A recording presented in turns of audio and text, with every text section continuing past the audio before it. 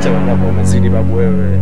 Unatoa mikopo afu ujulikane leo unapeleka wapi wala nini unazingua tu uchanganya vichwa hapa saizi hapa. Mjomba usinichanganye. Usinichanganye tena usinizoee.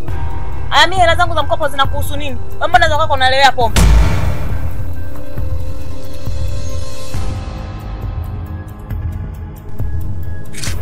Safaza. Ngoja niingie maskani hapo. Maskani. Unaondoka vizuri kweli?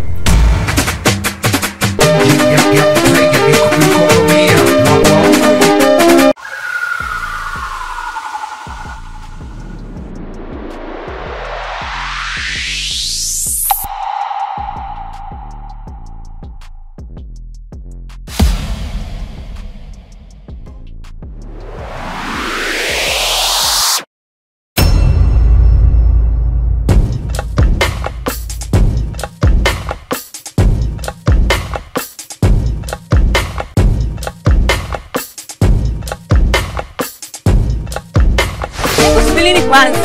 Yaani mimi nina moto. Yaani hatupoi. Haiwezekani yeye achukue mkopo wa kwanza afu kulipa wa mwisho. Ndio. Yaani mimi nilijua.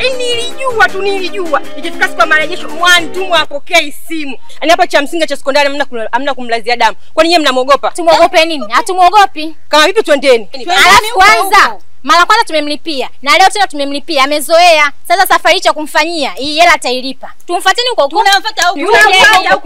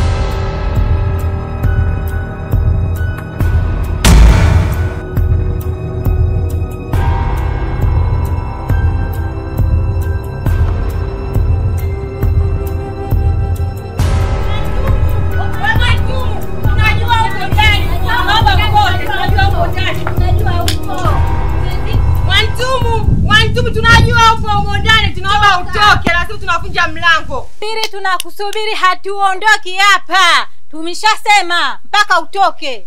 Yaani leo utalipa.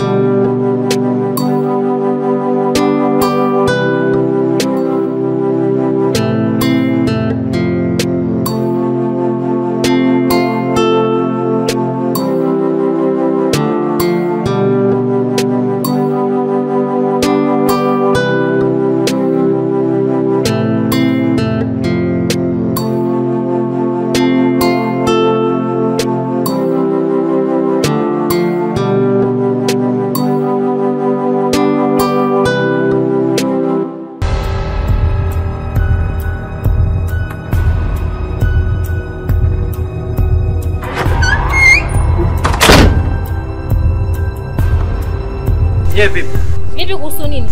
Kwa hiyo mnakuja hapa mnaanza kuongea, si ndio?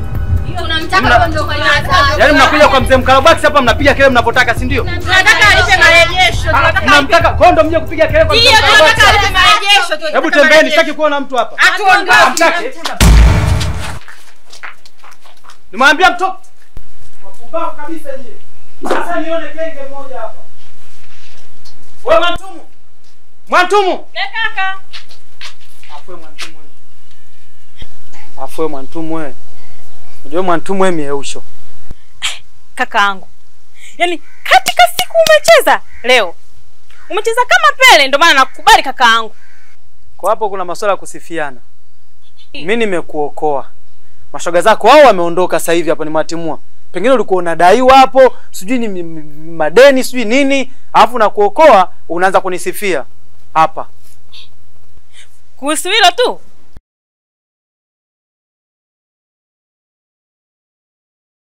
Hii hapa. Ndio maana nakukubali kakaangu. Sasa huu ndo mchongo. Kukubali. Si unajua wewe ni damu yangu. Yaani nakukubali mpaka kesho. Mambo si ndo haya? Unadhani wale wapumbavu wangenikuta hapa mambo yangekuwaje? Hey, ndio maana nakukubali kakaangu. Yaani wewe. Hey.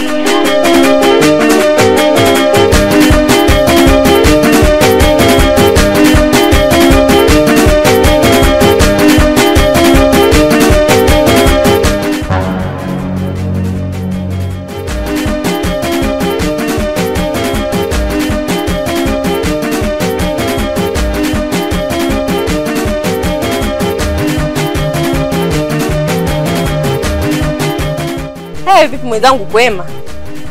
Kwema ya nini? Na kwanza ulikuwa wapi? Nilienda huko kwa rafiki yangu alikuwa anaumwa, ndio tuenda kumwangalia huko. Hivi wewe mke wangu, wewe ni lini utakuja ukae ujitambue kabisa, ukae kama mwanamke nyumbani utulie? Kumekucha. Hivi yani wewe siku zote kiguru na njia, hakuna siku ambayo utakaa kwamba mimi ni mwanamke sasa nikae hata siku moja labda nikukute hapa. Kila siku uko kwenye mishimishi zako. Lakini ni rafiki yangu afu alikopa anaumwa jamani, sasa kwa mimi ningewezaje kumuacha kwa mfano?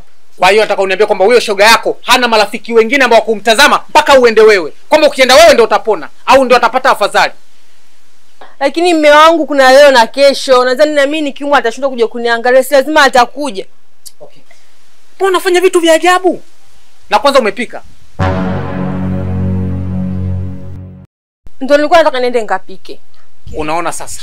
Yaani hata chakula hakuna. Hivi unafikiria mimi mmeo nakula nini hapa?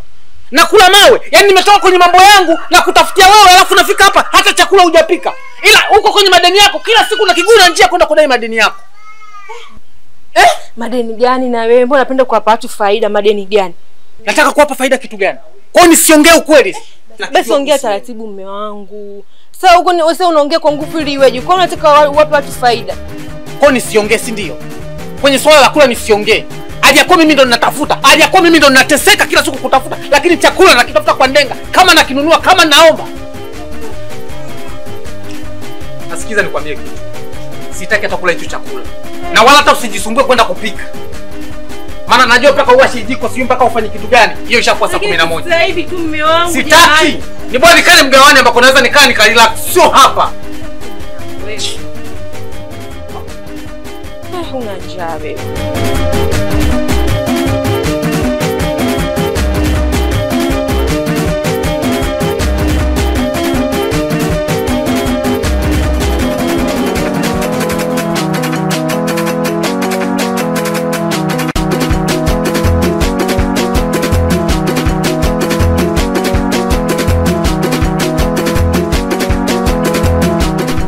Hivi babu, na maana wewe mke wako hujamfundisha, si ndio? Hivi ni vitu gani ambavyo unazungumzia? Mke wako kaja nyumbani kwetu pale kwa mzee Mkalabwaki. Sijui umenielewa babu? Wewe unajua kabisa mimi ndo mubenga yani. Mimi ndo mubenga mtaa huu. Sawa, mtoto wa mzee Mkalabwaki unajua Sasa mke wako anakuja nyumbani kwetu, anaanza kupiga kelele pale yuko na mashoga zake. Hivi vitu vya wanawake unaweza ukavileta mbele ya wanaume kama sisi? Kwa hiyo hii swala ninazungumza mimi swala la kike, si ndio? Sasa swala hili mimi mwanangu nikajua umenisimamisha hapo kwa vitu vya maana, kumbe unanisimamisha kwa upuzi kama huu. Wewe si ndo unamiliki yule? Wewe unajui kama mwanaume ndo kichwa cha nyumba? Sasa babu, nisikize kwanza nikwambie kitu cha msingi, sawa? Mwambie mke wako swala la yeye, mashoga zake pamoja na wewe mwantumu pale nyumbani, sawa? Wakutane juu kwa juu huko. Masuala ya kuleta kelele nyumbani kwetu kwa mzee Mkalabwaki pale, mimi ndo mubenga. Mubwaksi, mjukuu wa mzee Mkalabwaki. Unajua mzee wangu mzee Ubwete, babu alikuwa baharia. Sasa usiniletee ule ubaharia mzee, niuhamishie kwangu nikufanyie nikutifue sasa hivi hapa. Sikiliza mwanangu. Usipende sana kunizoea. Sawa. Sawa. Wewe sasa hilo swali linaingiliaje? Wewe unijui? Wewe unijui? Sasa nisikize nikwambie kitu. Babu, siku nyingine mke wako endapo atathubutu kuja nyumbani pale na mashoga zake kuja kupiga tena kelele pale, takuja kumfanya mtu kitu mbaya. Dunia itaniona mimi mtu mbaya. Sikiliza babu, usinitishe. Nakutisha eh? Usinitishe na baridi, sinakutisha. Baridi. Ala, wewe vipi unajaje? Ngoja. Tuleshi tu.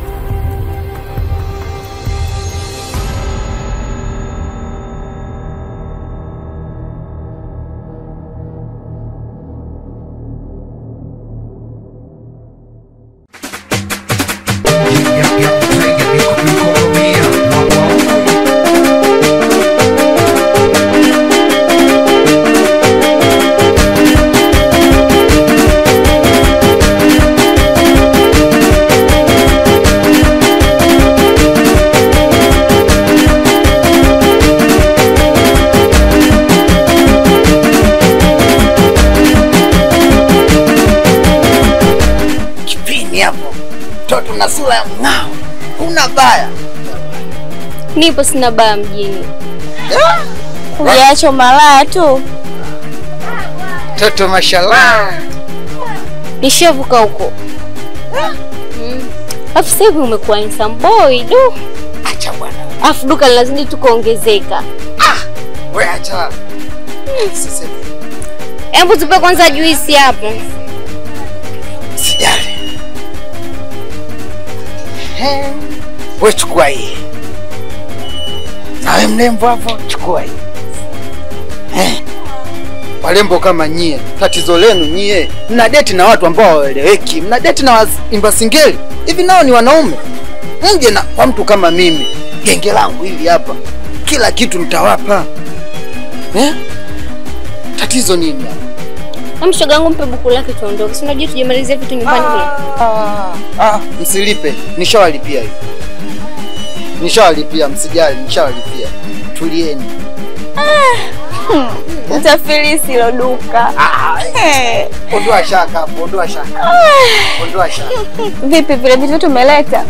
Nimeleta. Watoto wazuri kama nyinyi siwaletee vitu. Hivi nyie, mnasi nenda kwa dunia gani nisilete vitu ambavyo vya kuwavutia nyie? Basi sasa tunaondoka maana kuna vitu tujamalizia huko nyumbani. Watoto hao. Hivi mlizaliwa juma ngapi nyie? Hatari. Haya, sisi tunaondoka.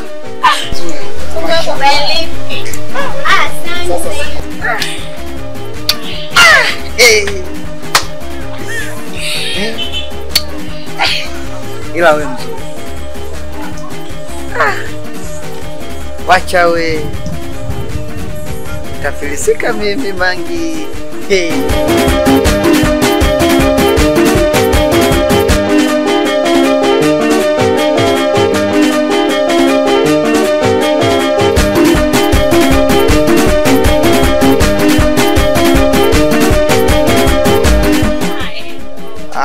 Mwantumu. Mwantumu. Mwantumu. Vipi Mwantumu? Poa. Niambie Mwantumu. Safi kama unavyoniona mimi, kama mimi sipowi. Muda wote niko pambe. Kabisa. Toto hilo. Una sura moja nyeusi inaitwa chocolate color hiyo. Kama kawaida yangu, ngozi ya chatu hii haibadiliki na haibadilishwi. Bwana wewe. Toto hilo jamani. Unavyoniona kama hivi najikubali. Hivi Nigeuka nyuma angalia mbele najikubali kila sekta. Kabisa. Tuache masiala.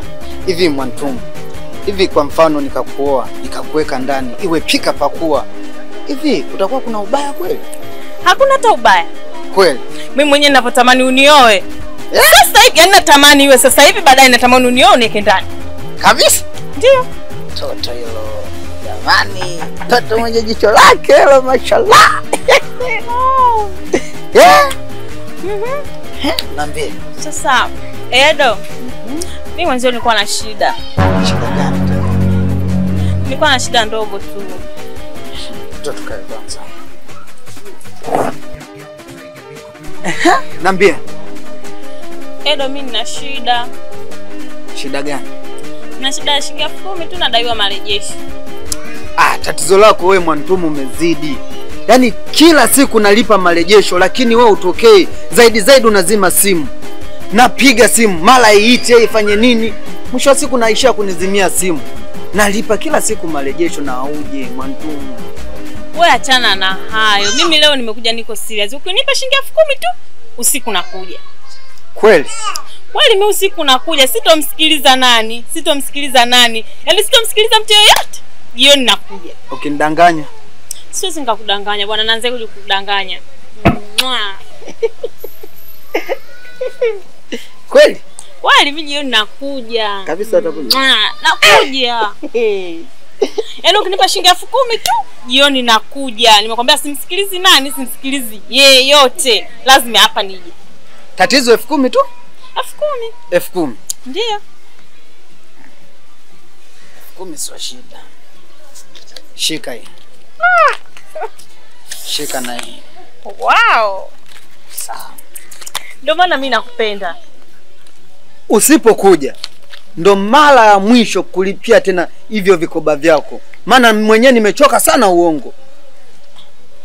Sasa nikuongope na nini wakati nimeshakuwa pia haki ya Mungu. Jioni lazima nije. Sawa. Yaani ungejua ninavyokukubali wewe. Yaani nakukubali, dunia nzima inajua ninavyokukubali wewe. Bwana Mwantumu. Mimi nakukubali. Acha hizo Mwantumu. Sasa yaani jioni bila kusikiliza ushauri wa nani wala wa nani. Jioni lazima nifike hapa. Ila kama nilivyokuambia, usipokuja ndo mwisho kulipia hivyo vikoba vyako. Uendelee kudaiwa huko, mimi sipo. Nakuja baby wangu usijali. Nakuja. Acha we. Mimi nitafilisika mwaka huu. Nitarudi Iringa kulima. Toto huyo. Mwantumu we.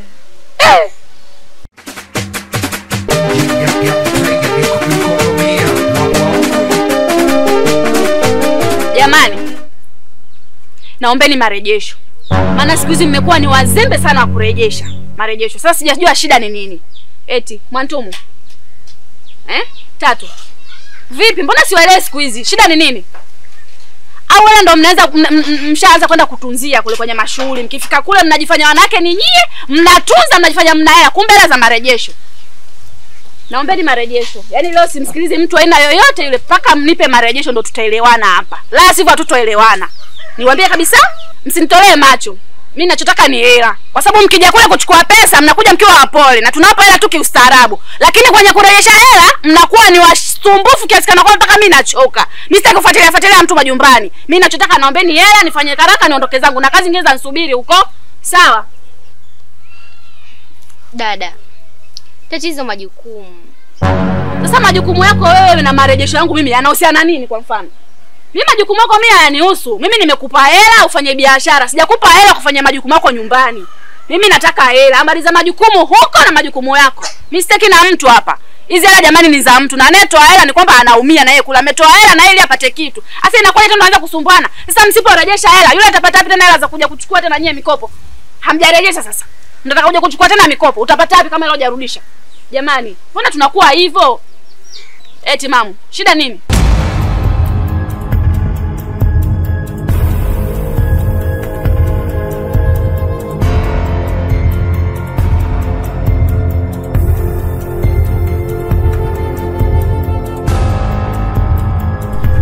Baba, mzee Ubwete. Wewe mzee Ubwete? Jamani, mbona leo mazito?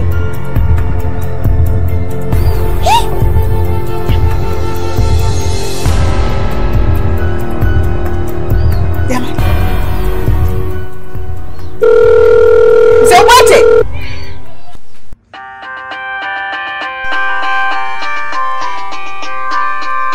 Yaani mimi nishasemaga tukiwa kwenye kikao kila mtu, mimi simu yangu nimezima. Sio kwamba sina akili au mimi sina watu wa kunipigia simu. Watu wa kunipigia simu ninao wengi tu. Lakini kwa nini mnaleta dharau sasa? Hizo maana ni dharau. Nishasema kila mtu aweke simu yake silent au aweke vibration, la sivyo zima kabisa. Haina koja kila saa unapigiwa simu. Hizo dharau hizo. Mimi ndo mambo sipendi. Au mnaanza kwa sababu mimi mwanamke ndo maana mnanidharau, mnanichukua mnaniweza sana.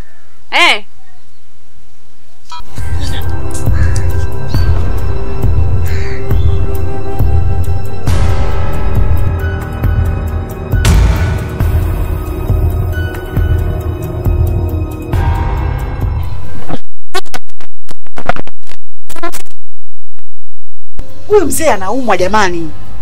Si unamsikia anavyokoroma mundani? Yaani familia na mambo ya ajabu. Kwa nini mzee anaumwa siku yote mmemwacha peke yake kweli jamani? Nisikilize vizuri. Kama vipi? Tuende tukafungue kwa ndani. Ninapokuambia mlango kajifungia kwa ndani. Sasa tunafunguaje? Kwani Mwantumu uko wapi? Mwantumu katoka muda mrefu hivyo, nampigia simu hapo kile. Watu mjaribu tena kumpigia hiyo simu nione. Kwa nini katoka? Haya maswali juu zenyewe familia yenu. Mimi msiniulize maswali mengi. Mimi nataka wewe mzee kumsaidia anayeumwa.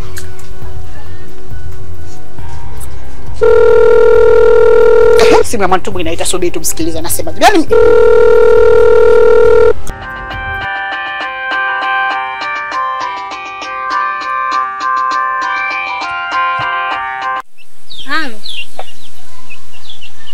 Unasemaje mama Semeni, nipo kwenye kikundi. Baba amezidiwa. Makubwa. Jamani, Wewe dada wewe ukirudi hapo Kumeanza Wewe dada. Mwantumwe. anaondoka jamani. Kwani mjomba hayupo? Amelewa. Na kaka Mudi je?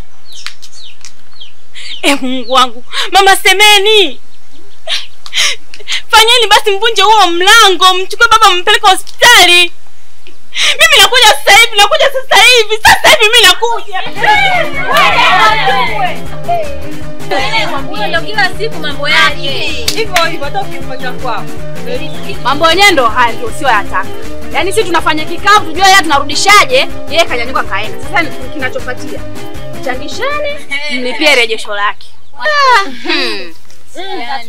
Mwalimu samahani.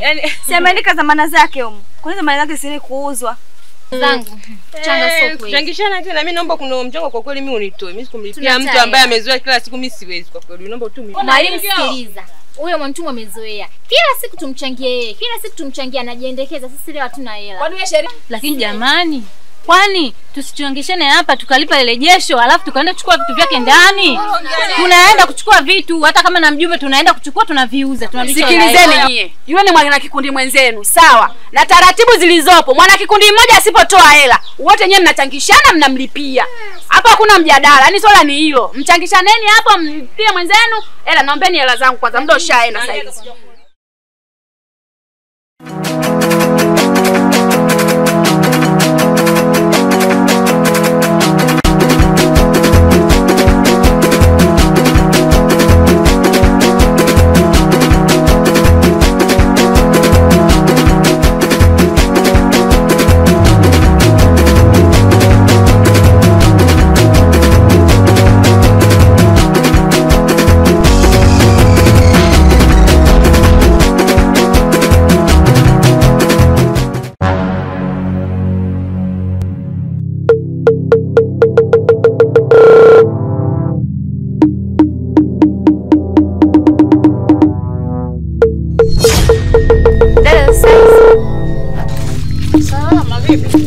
Tumemkuta Mwantumwa. Kwani vipi? Mbona mmekuja hivyo? Kwa zinasikia huko atanikoma kuna nini? Yaani bora hata hivyo umeanza kuuliza. Mwantumwa mwenzio kila siku ya mikopo. Tena ndo wa kwanza kutaka hela. Lakini tukiwa kwenye vikao kila kukicha anapigiwa simu yeye. Kama customer care. Hivyo ndio mlivyofundishwa na wazazi wenu. Kama mkitoka huko mkifika kwenye nyumba za watu, mkifika pale mnapiga makelele ndio mnalipo hela zenu za mkopo, si ndivyo? Kwa dada hapo mshishwe heshima. Mbona tuulize? Inakujaje kuhusu nini? Kwa sababu nyie tangia huko mnakuja, Mwantumwa atatuko tutamkoma. Nyie nyumba mnajua kama haina wakubwa. Kwanza akipigiwa simu apokee. Si yeye hata tuyajui. Sasa atakayewaeleza hapa hayupo. Mwantumwa hayupo, Mwantumwa anamuguza babake. Ana lolote. Wamepangana tu hao. Wewe, hivi wewe unanikosea heshima Kwani hamna wakubwa na kuuliza? Wapo lakini sio kama wewe. Mimi wakupangana Mwantumwa. Kwa hiyo mlivyokuwa sasa kama tunapangana hapa mmefuata nini? Sasa kama mmempata Mwantumwa, mtafuteni Mwantumwa. Hapo Mwantumwa hayupo. Sijui mnanielewa baby. Tena mkome, mje bwana mna adabu. Tunataka hela zetu. Ndio nimeshawaambia hivi. Mwantumwa hayupo. Hela atatoa. Wala mjombake amekuja huyo hapa. Haya, mwambieni mjombake ndio hapo, huyo ndio mjombake na Mwantumwa. Wote hivyo umekuja. Tunamtaka huyo Mwantumwa huyo. Hivi nyimbo hapa tukuchanganya muda wote. Yaani mnachanganya mnatovuruga akili hapa hivyo tunatoka kwa hospitali kwa mgonjwa huko. Wale tu hao. Nisikilize. Sikilizeni niwaambie, kama unataka Mwantumwa ushoga yenu, basi mfuateni hospitali. Sio tumeelewana? Msikize kitu kimoja. Mimi siongee mara mbili. Umeelewa vizuri? Siongei.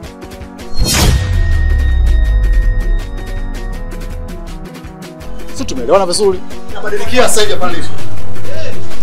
Hapa tushangie tunamgonjwa tunauguza. Mwa wastaarabu basi. Basi kama mtaki kujua ondokeni. Tunataka Mwantumu apokee. Na Mwantumu ndo hayupo. Tunampigia apokee. Sasa cha kufanya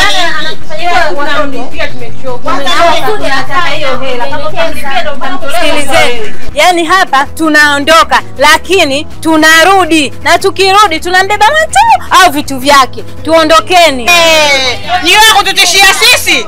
Naisubiri hiyo siku mnikute nimejea tena kama pishi la mcheni waoneshe. Wasichana wadogo mikopo mnakonda kwa mikopo.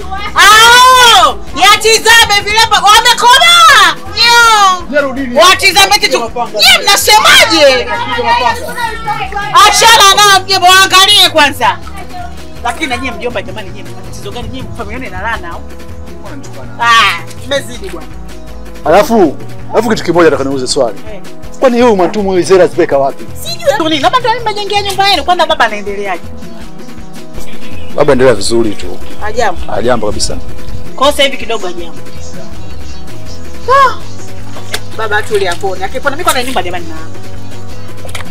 Hii nyumba alikitoka ile linakucha hivi. Likitoka ile linakucha hivi. Jamani.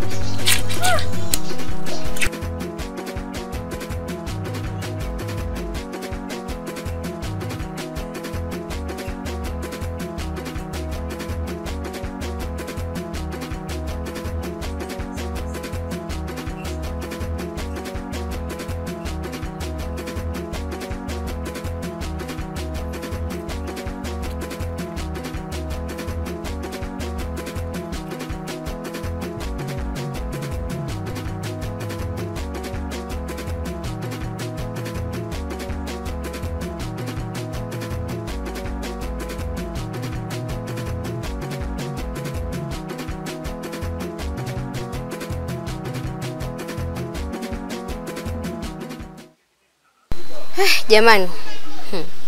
Mwenzetu hapa nimechoka. Kumbe mwenzetu ana matatizo kweli.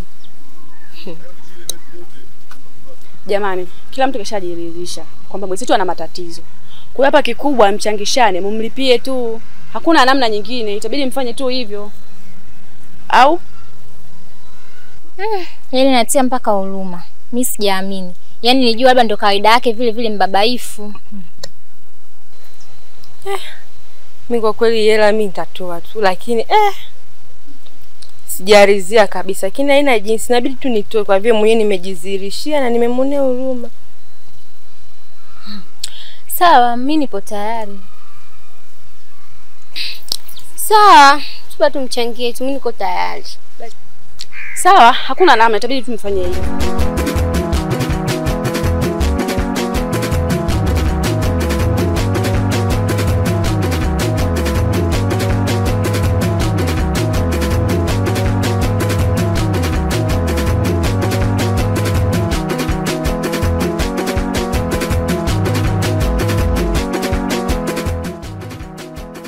Na siku nyingine moyo wa kweli jamani. Unaona kama huyu sasa hana matatizo, lakini kwa sababu ya uongo wake mwingi, ni muongo ni mjanja sana yule binti. Mwisho wa siku tunamwona hana matatizo, kumbe kweli maskini Mungu babake anaumwa kama hivyo. Sisi tunajua ni ule ugaigei wake, maana yule keshazoea pereche nyingi. Umeona? Yaani ana ujanja mwingi sana mpaka mwisho wa siku sisi akipata tatizo tunampuuzia. Umeona? Hasa ingekuwa sio yule nani kutuambia kwamba ana matatizo, sisi tungejuaje? Tungemchukua ni yale ule utapeli wake. Lakini mwisho wa siku ana matatizo. Siku nyingine jamani, mkiwa na matatizo mnasema. Alafu mkiwa wa kweli, hata mtu kama hana rejesho, akisema nina matatizo mtu mimi ni mwepesi sana kumuelewa. Lakini mkiwa waongo, mkisema mtu na matatizo mimi nakuwa mgumu sana kuelewa, kwa sababu nyinyi mnakuwa msemi ukweli, mnakuwa ni waongo sana. Umesikia? Mkiwa wa kweli kile kitu kitaenda sawa. Umeona? Lakini mnapokuwa waongo tutakuwa tuelewani. Sasa unaona sasa mwenzenu. Tungeenda kumchukulia vitu vyake, kumbe kweli ana shida. Mbona mnakuwa hivyo jamani? Mnakuja kuchukua tu mikopo vizuri afu mwisho wa siku mnaleta mambo ambayo haeleweki. Hivi mkija pale tukianza kuwasumbua mtasemaje? Mtasema si wakorofi jamani? Kweni wa kweli jamani. Sawa? Nashukuru kwa ushirikiano wenu. Tutaonana wakati mwingine.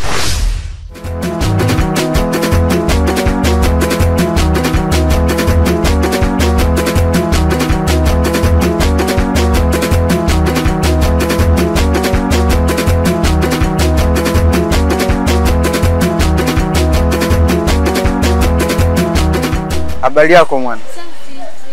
Mzima mwana? Mzima, habari. Safi mwana. Vipi? Mwana, mbona Mwantumu simuoni? Mwantumu nasikia anauguliwa na babake. Yuko hospitali. Asa sijui kinachoendelea mpaka sasa hivi. Mwantumu katoka sio muda kuchukua hela za marejesho hapa. Na ameniahidi kuwa anakuja. Mpaka saizi napiga simu hazipatikani. Mara ya kwanza nimepiga, imeita we. Mwisho wa siku ameamua kuzima. Hata simuelewi, kazidi sana uongo. Kila siku na kazi tu ya kutoa hela. Lakini ukweli umekuwa ni mdogo sana. Unanishaurije hadi hapo mwana? Sijui mwenyewe taangalia, lakini mimi hata sikushauri. Yule kila siku kiguna njia. Mtaani wote anamjua. Yaani akishachukua hela kwa mtu anapita hivi. Leo kwa huyu, kesho kwa huyu. Sasa utajiongeza mwenyewe shemeji. Sina hata mambo mengi mwenyewe. Lakini hivi wewe mimi tu nakushangaa. Hivi utamweza Mwantumu kweli? Unajua Mwantumu ana mambo mengi. Alafu lakini hivi kila siku mimi nakuona tu na kuonelea huruma. Yaani yule sio hata type yako kwa kweli. Ila mwana, tuachane na yote mwana. Unajua hata wewe unanivutia sana. Una kitu moja amazing sana. Sema, uwezo kumwambia rafiki yako? God have mercy upon us. Sasa mimi nitaanzaje? Wataka tugombane? Shemeji, mimi ngoja niende bwana. Unanivutia sana. Una sura yenye mvuto. Yaani, kwani wewe upende kupata mpaka unapata Mwantumu? Au wewe marejesho na jimudu? Kweli? Asa sikia. Baadaye tunaweza tukaonana? Nitaangalia basi. Nitakustua. Nitakupigia hata simu. Fanya mpango tuonane. Haya. Sawa. Na kitu kizuri cha kukupa. Si unajua tena? Muuza duka wala hawazi vitu kama hivyo.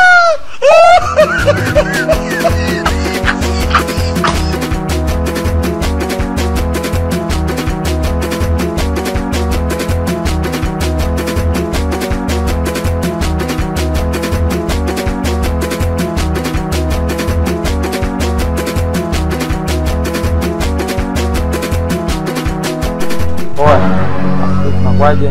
Safi vipi? Karibu. Hebu nigene je mwanangu. Nigene.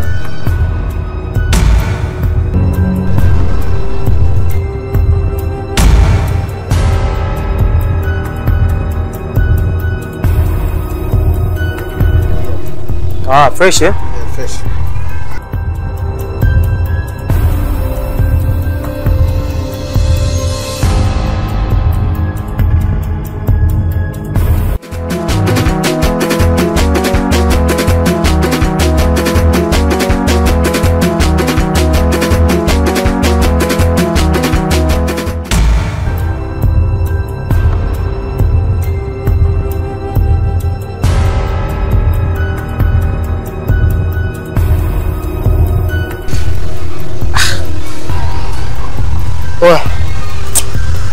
Bana simu sioni.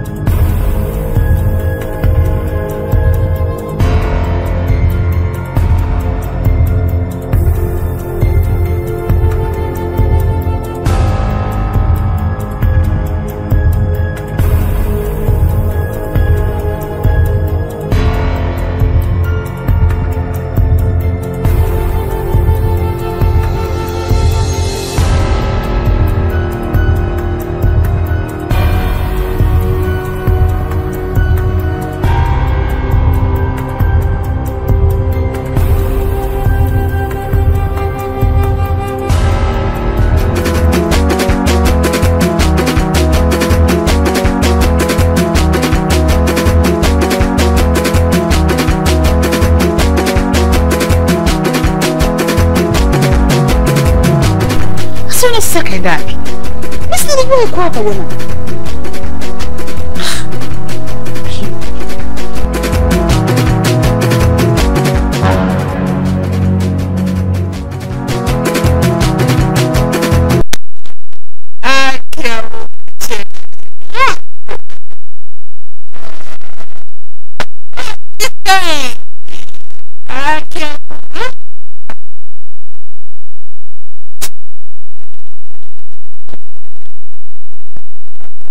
Sasa rafiki yangu, kama mtu unapata peke yake. Ili kama tegemeano utapeleka chakula cha baba wala maono kwa basi.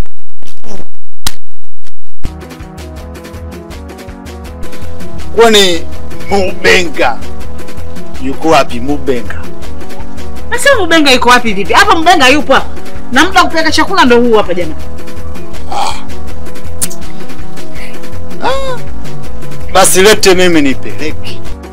Nikupe chakula umwage. Kupeleka mwili. Ni mambo ya ajabu kweli. Mimi nimeelewa. Nenda. Nisikae kwa starehe za mkelele.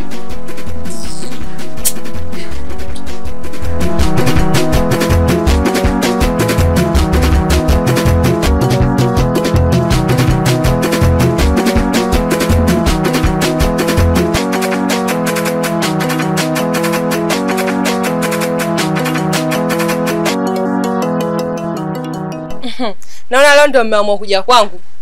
Kama unavyotuona shoga yangu. Hivi unadhani sisi tunaweza tukaja hapa bila sababu?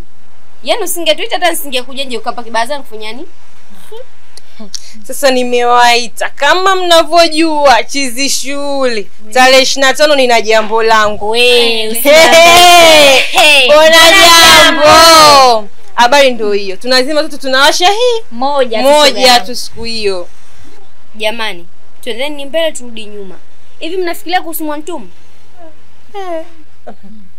Wewe nawe, yani mimi naongea kusabaiza shughuli yangu hapo unaanza kuingiza mambo mengine tena. Mama, ila jamani tuacheni masiala. Mwantumu anajitoa sana kwenye majambo ya watu. Mwantumu sio jambo la shida, sio jambo la raha. Mwantumu anajitoa. Cha kufanya jamani tukamsikilize, tukamwangalie na yeye. Kiukweli ana mapungufu yake, lakini kwa hili tumsaidieni tu. Kwa hiyo mmeamuaje, tunaenda au? Twendeni. Twendeni basi, matatizo tanoko huko mbele. Lakini kama mnavyojua jambo langu yani liko pale pale. Fanyeni mnavyofanya, lakini jambo langu liko pale pale. Jambo tunalo tunatamba nalo. Yaani nyinyi mnawaza mnacheka hapo mnafikia mwanzo mimi mawaza hapo mbali. Yaani nawaza wewe marejesho ya wiki ijayo. Kwani nimeongea kwa ubaya? Nimeomba nisaidie nisiwe kama Mwantumu. Sasa nyie kaeni hapo macho. Nitakuwa mama Mwantumu alivyofanya shauri yenu. Nisiongee. Jamani twendeni, jua muda unaenda.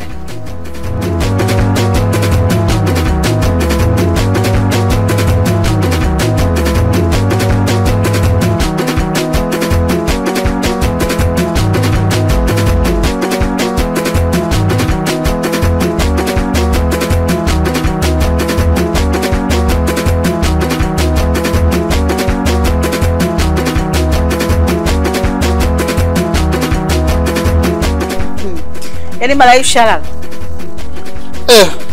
Vipi? Mbona faster tu umewahi kurudi? Nimekuwa na bahati nimekutana na Mubenga hapo, nimempa chupa napeleka. Mubenga. Acha nilale mimi kwanza.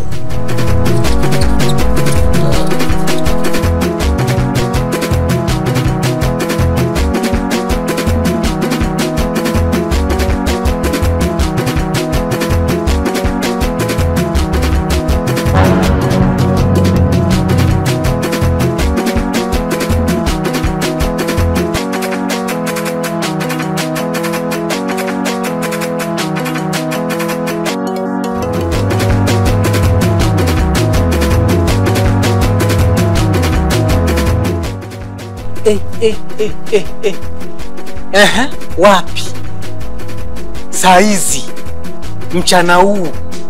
Yaani muda wa kukaa na ukapika. Tayari wewe tayari kiguna njia mke wangu. Kweli? Ndio kwa hata ulizaje hata mtu anaendaga wapi? Yaani mimi wa kuuliza kweli? Yaani kuuliza vitu gani hapa?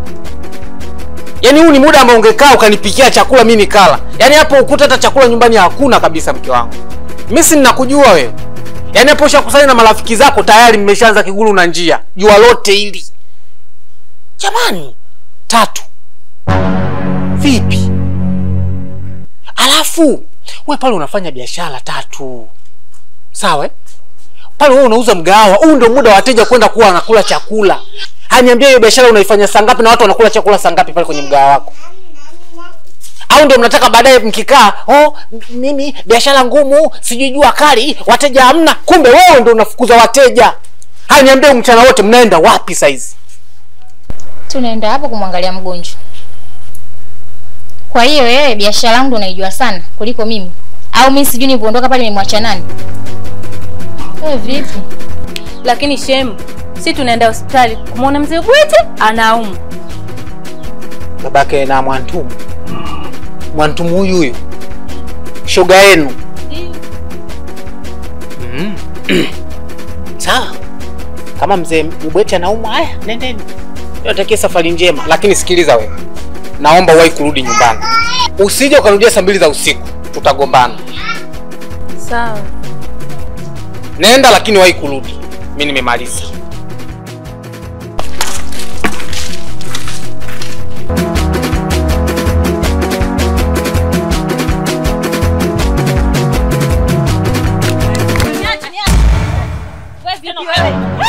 Nenda kuna hivyo.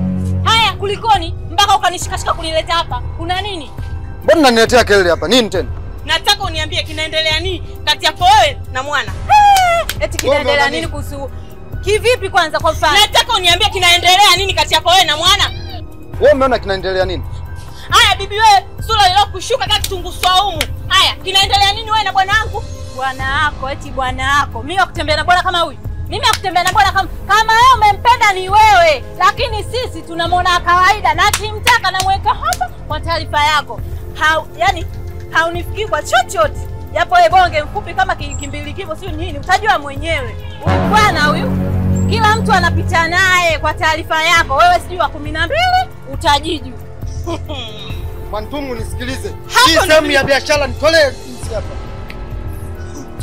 Hapa ndo nilipokuwa napata kamimi. Mmechokoza moto hapa, mmechokoza moto. Nataka mniambie kinaendelea nini, la sivyo nitakunyuga mtu sasa hivi. Hamnijui vizuri nyinyi, hamjui mimi ni nani. Mimi ndo Mwantumu wa mtaa huu. Kama mlikuwa hamjui ndo mjue leo, mimi ndo Mwantumu. Kinaendelea nini? Nisikilize Mwantumu. Hapa ni sehemu ya kazi. Sitaki kuniletea enzi hapa. Umenielewa? Hivi, sehemu yako ya kazi ndo sehemu yako ya kufanyia umalaya? Mwanaume usiokuwa na haya, kila siku umalaya tu, ndo maana duka linafilisika, vitu vimepungua. Umalaya tu, uache umalaya yako. Na wewe dada, nakuomba uachane na bwana wangu. Kidole na macho. Kidole na macho.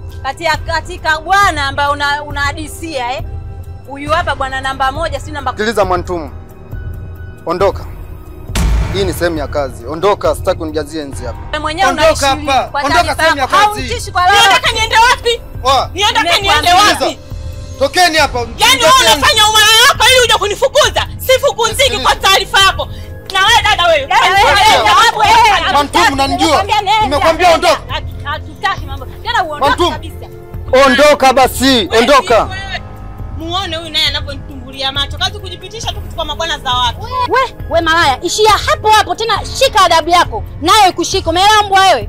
Ongea na hao pumbavu wako, siongea na mimi, umenielewa? Mtu mjii unafika unamshobokea tu, unaongea maneno ya kijinga. Hivyo una akili timamu kweli wewe? Tena wewe, kwanza sina muda wa kubishana na mtu nusu kama wewe. Umenielewa? Nitokeni hapa umalaya. Umalaya vipi? Kwa tusije dukani. Wewe umechanganyikiwa au akili zako zinakuwa kama zinaenda zinarudi? Yaani shida watu akili zenu wafupi ndio zimeishia hivyo. Malaya tu. Babu nenda, angalie vile kama na wewe mwana. Na wewe na usisahaulisha na wewe pia utakidi nenda. Bwana hawataki mmejingangania hapa. Nenda huko. Utajiji mwenyewe waone. Na unajizalilisha, unatembea na wanawake wasioeleweka. Tembea na wanawake wenye akili. Wanawake wa muda wote wananuka jasho, wanazunguka kwenye vigodoro huko. Unahangaika nao kazi gani? Unajua tena wewe mtoto mzuri mwenye nyasi. Baby na maana wewe uliziki. Silizike tena mimi. Basi tu achana nao malaya, sikiliza. Wacha tamu. Simu yangu unaona haina moto. Lete nikutumie.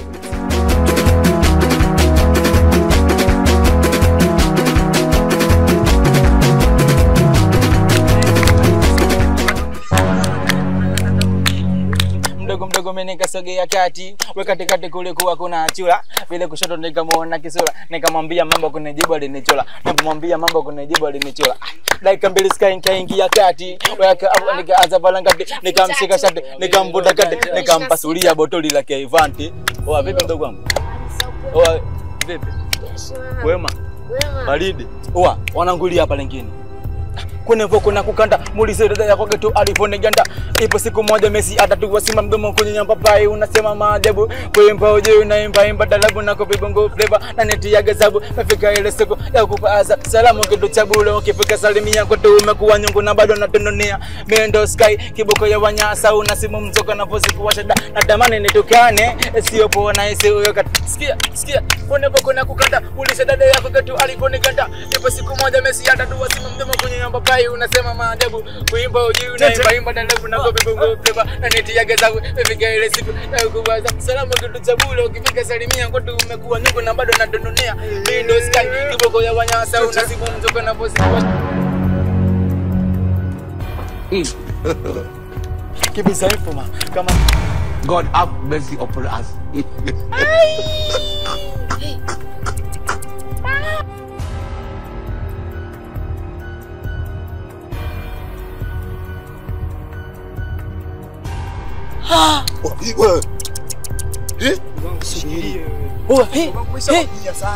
Oya mwanangu, kuna BMW, kuna Range, kuna Brevis, kuna Karina. Ile kaka ni aina gani ya gari ile? Ile ni tipa. Ile ni nini wanangu? Ile tipa. Wewe umeona ile mipira? Sikia mdogo wangu wewe. Maskani hii ukishaona kama hivi mwanangu unabidi upoe. Wasema nini? Zero. Sikia, nisikilize kwanza. Kama unavyojua udogo ana nafasi yake. Kwanza kuna sehemu nyingine sisi tupiji katika vyumba, dirishani udogo tunampitisha, kumbukeni. Sikia. Tunaangalia na muda mwanangu. Wewe muda huu unabidi uwe shule. Sema nini? Yote 9 mwanangu na light hapo umekuja nao mdogo wangu. Oya tula kwanza. Wanani mwenye light kwanza? Unaulizia light wakati kitu kimepita. Kwamba mnazingua hapo. Mwingine sikia namba kitu.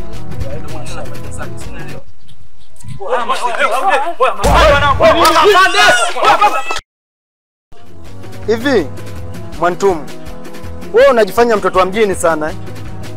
Umekaa kiuongo. Ile siku umekuja kwangu, umesema nikupe hela na utakuja. Mwisho wa siku kaamua kuniyeusha. Ni nini umefanya? Na kupigia simu upokei, na kutumia meseji ujibu. Mwisho wa siku kazima kabisa hadi simu. Ni nini hicho? Sikia nikwambie hilo mpenzi wangu. Ile siku nilivyotoka hapa nikaenda nyumbani nikakuta baba anaumwa. Unajua ile ndo babangu kipenzi. Kwa hiyo nikampeleka hospitali nikashindwa kuja kwako.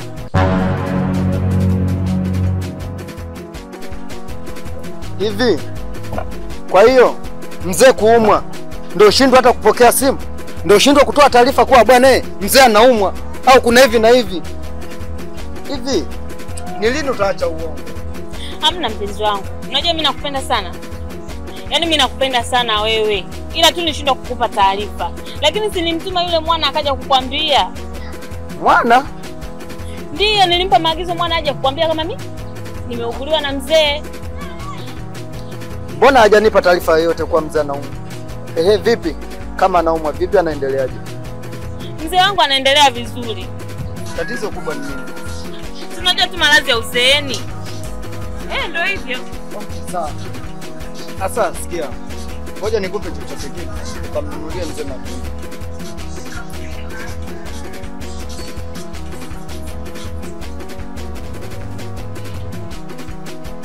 Wow. Vipi lini tena?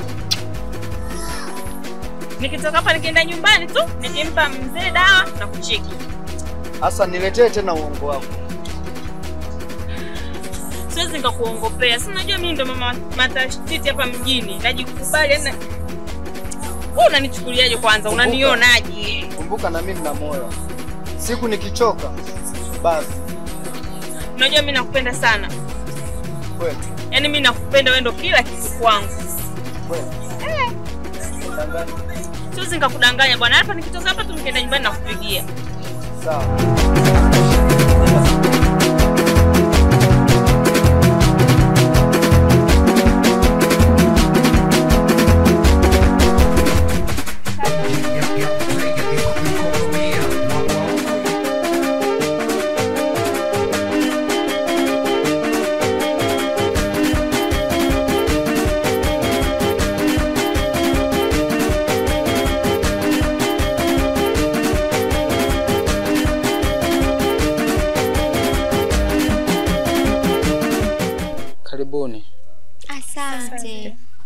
Pole baba.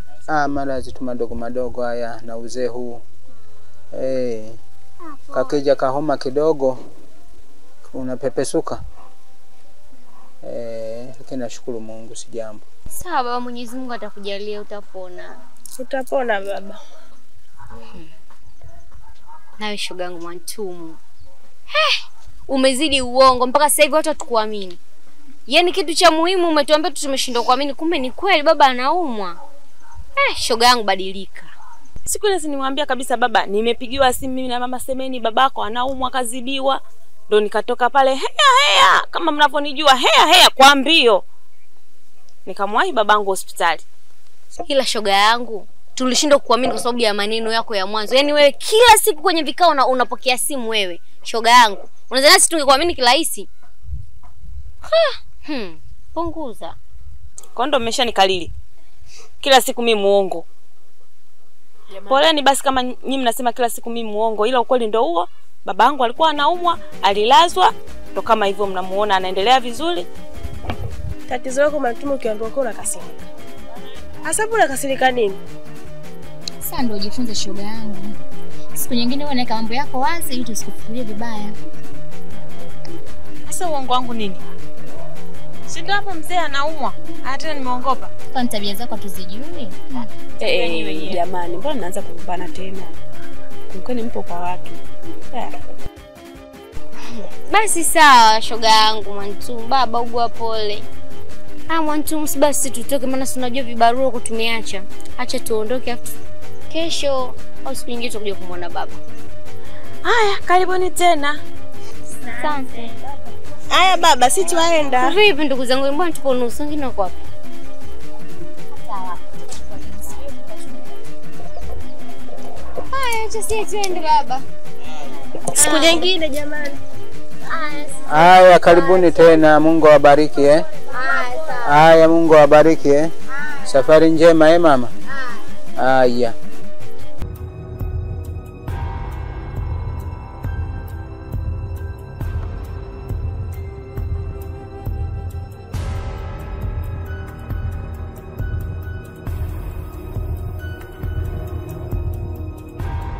Kaka, kumbuka Mungu bado anawapa nafasi ya kuendelea kuishi.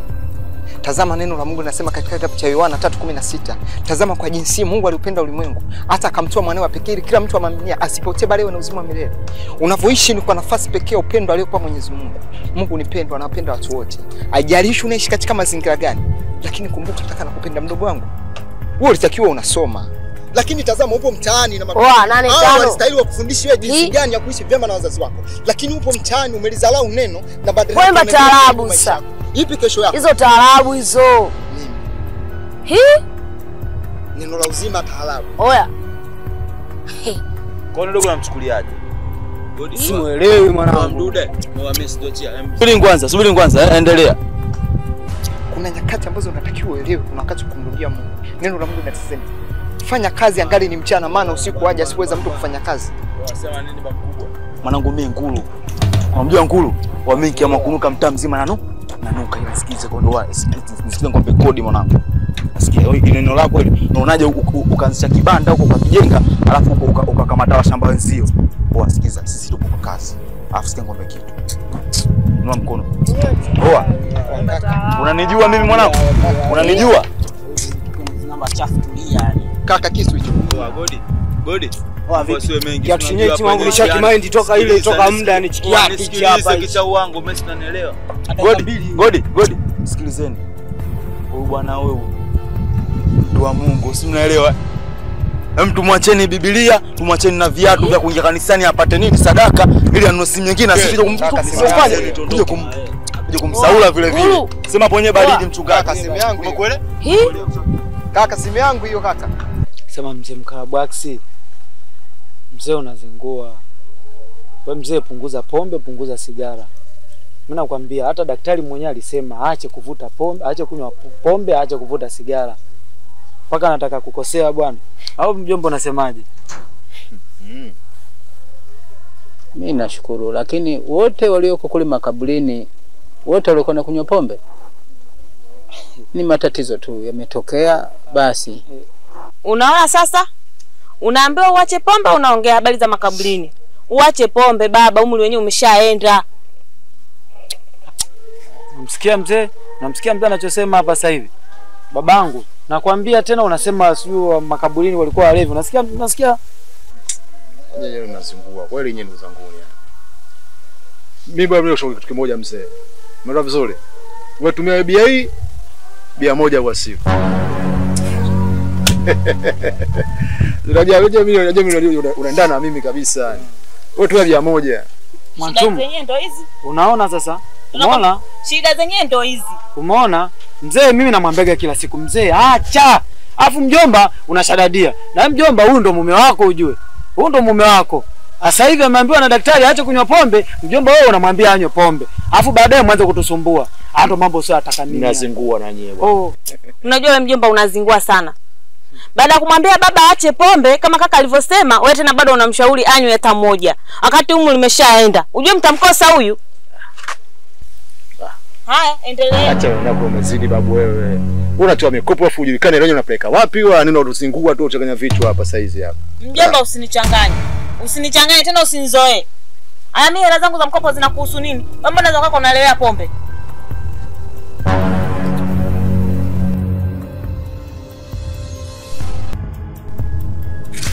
Safaza. Ngoja niingie maskani hapo. Maskani. Umeondoka vizuri kweli? Nimeondoka uzuri mzee. Wewe baba, macho kuona mwanangu bwana. Azingua mjomba.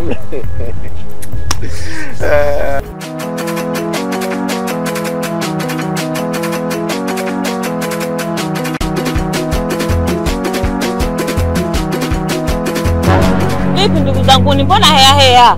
Kuliko ni kuhusu ni shoga yangu. Nimefuta hiyo simu yangu. Umekuja. Baba. Umekuja. Hai, kamwite kaka yako na mjomba wako mpitie kirabuni mleta. Hapo sasa umenena. Yaani kukata dakika sifuri tayari simu ishaondoka. Ndio sina hata sasa hivi kuna simu. Maisha yalikuwa magumu au uambo tena ununue simu tena nyingine? Simu itapatikana. Baba lakini jamani mpaka ugenini. Tutakuwa tatu tumeona mgonjwa wenyewe kwa staili hii. Msubiri kwa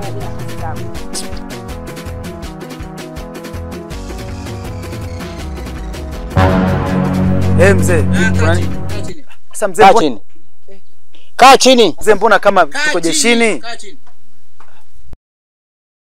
Toa simu ya watu. Sasa nimekaa tu simu ya watu. Sasa mzee mimi simu jamani. Wewe wakati unaokuwa simekuuliza umeondoka vizuri? Sasa mzee wangu. Toa simu ya watu. Hapa tulikuwa wengi. Toa simu mwanangu. Toa simu. Wewe eti kina dada, nyinyi niona nikichukua simu. Toa simu. Jamani, tulikuwa wengi kweli hapa. Lakini hapa nimempigia nani Mwajei simu, nikamuuliza vipi mjondoka na simu. Mwajei akasema sija tujondoka na simu, sasa itakuwa imeenda wapi? Kwa sababu wao wameondoka wametuacha tumekaa. Mara tena simu haipo. Kwanza yote 9, 10 huyu Mwantumu nilimpa simu yangu. Wakati wale wanaondoka simu yangu nilikuwa nayo mkononi nimeishika. Walivyoondoka tu nikampa Mwantumu na Mwantumu akaiweka hapo chini. Haiwezekani sasa hivi simu hamna. Simu iko hapa, simu itoke jamani. Simu hapa tulipokuwa tumekaa. Ni kweli kabisa, simu nilipewa mimi mwenyewe nikaweka kwenye miguu ya mjomba. Basi ndio aulize mjomba. Rudisha simu ya watu. Rudisha simu ya watu. Huyo mjomba ndo anasubiriwa kwa hamu. Rudisha simu ya watu. Ninyanyuke. Utakuwa unanionea baba. Nanyanyuka. Toa simu ya watu. Mwantumu, sasa wewe simu unasema uliweka kwenye miguu ya mjomba. Sasa mimi simu nahusika nao vipi? Mimi nahusika nao vipi Mwantumu? Bwana unanijua unijui. Ninyanyuke.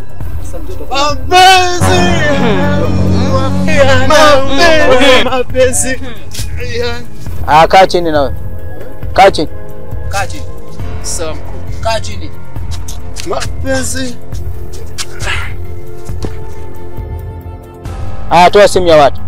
Sijachukua simu. Nani kachukua simu? Sijachukua simu. Nani kachukua simu? Hebu toa simu ya watu. Unajua nyie kili. Ila mimi nachukua simu mimi namjua. Ila simtaji.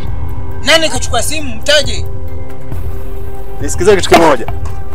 Oya, Mobenga. Mjomba. Hii hapa bwana. Au sio? Unajua mimi na best sana mimi na wewe. Alafu wewe wa damu. Ila mimi mwanangu Taji.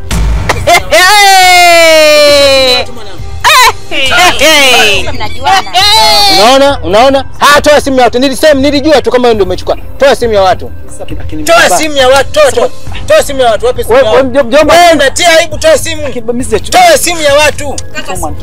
Toa simu ya watu. Mwantumu nini? Toa simu hiyo. Mwantumu toa simu ya watu, toa. Wewe Mwantumu. Niamke. Mwantumu. Ninyanyuke. Mwantumu ndio ulipewa simu wewe. Toa simu. Baba nakujua baba. Baba utakuwa unanionea babangu.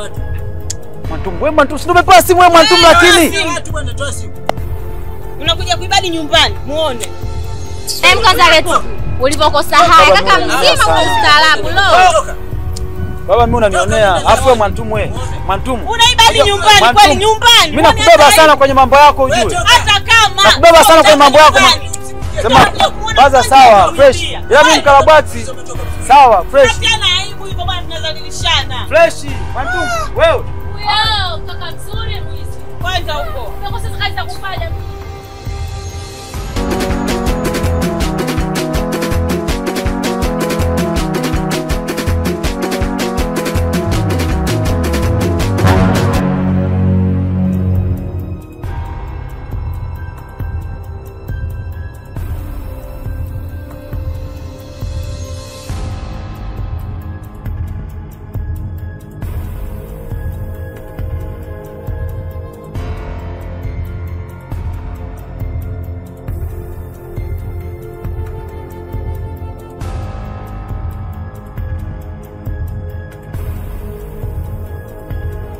Mambo vipi? Safi. Mbona umechoka hivyo? Safi za huko. Nilichoka najua. Na jana mimi mwenzako nilitamani kuja. Ila sasa mke wangu, shoga yako yule. Nakwambia shoga yako kachachamaa jana, kachachamaa. Nikasema basi tu lakini nilikuwa na stimu zangu jana. Ungekuja najua mimi nilikumisi. Shoga yako jana alicharuka kama anavyokuambia. Alicharuka, nikashindwa hata kutoka. Nikasema ngoja nitulie kama boyu kwenye asali. Jamani, yani unavyonipenda hivyo afu umeshindwa jinsi ya kuaga kweli? La kwa sababu tu umeniambia kwamba unataka kuna vitu vyako mazingira kwamba hayapo sawa ndio maana nikaamua kuja. Yaani leo hapa nimeshachelewa hadi kazini. Kwa basi nikupe chochote kitu ili ambaye ndio sawa sawa. Asante. Nakupenda wewe. Au sio? Love you. Wow. Utamu wangu wewe. Basi tutaonana baadaye. Sawa, bye. Sawa. Love you. I love you too. Penda. Ole unasikiliza. Leo nataka tukipita hapa. Sawa, baadaye nikipita hapa. Nazimwachi yangu kimoja alafu tunaibuka sawa.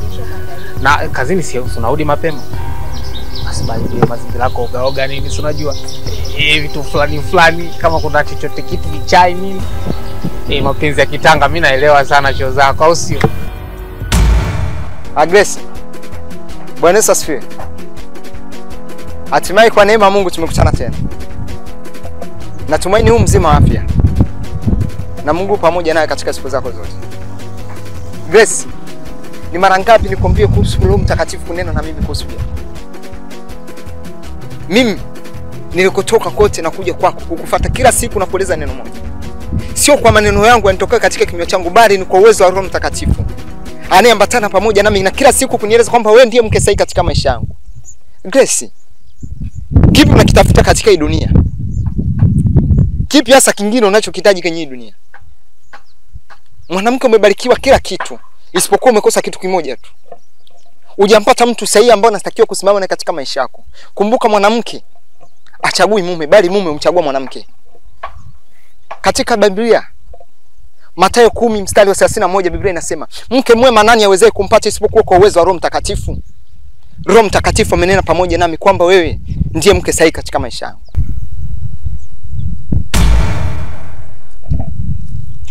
Yaani mchungaji nimekuchoka. Mchungaji nimekuchoka. Yaani nimekuchoka kabisa, yaani nimekuchoka na hivyo vitendawili vyako. Yaani nimekuchoka. Wewe baba samahani. Dhambi nyingine za kujitakia. Yaani dhambi nyingine za kujitakia. Si umenielewa? Hicho kitu nilichowekewa mimi huko mbinguni jamani. Si kitapewa atapewa mtu mwingine. Maana hizi dhambi za kujitakia kabisa. Baba samahani. Tena samahani kabisa, ni samahani. Hivi unavyojiangalia wewe hapa, unaendana na mimi. Wewe baba niangalie vizuri. Vizuri. Mtoto mwanaume mwenzio. Unaendana na mimi? Unaendana na mimi wewe baba. Hapo ulipo ilo shati, hiyo suruali hivyo viatu, kafiki kipai unaenda kunani kupata kipai mara. Toka nimeanza kukuona mpaka leo hivi na kuona tena. Yaani nakuona mara kibao kuna nguo hizo. Utaniweza? Utaniweza. Kwa sababu mashoga zangu nawaambia nini? Mimi hapa mashoga zangu nawaambia nini? Kwamba huyu ndio shemeji yenu kwanzia samahani. Nina heshima zangu mtaani. Hapa nitaa mzima huyu. Nina heshima zangu baba. Nina heshima zangu kabisa, naheshimiwa. Wewe naomba tu baba yangu. Yaani naomba uniache. Uniache kabisa? Yaani uniache. Mimi na watu wachungaji nyinyi watu wa Mungu. Mwenzeni hata sio mambo yangu. Kwanza hapo chungaji mambo hicho 2000 ni hata soda hapo. Unacho?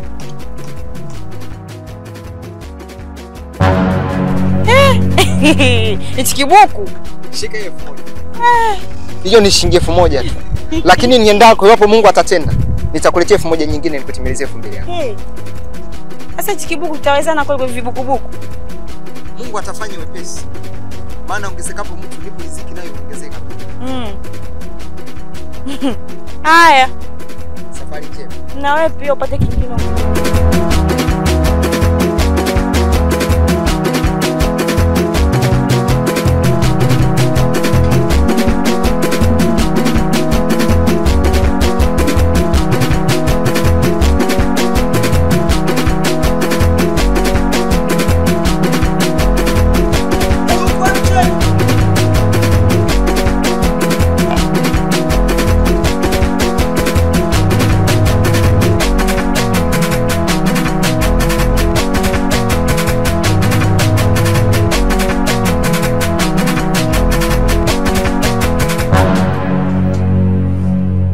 Oya.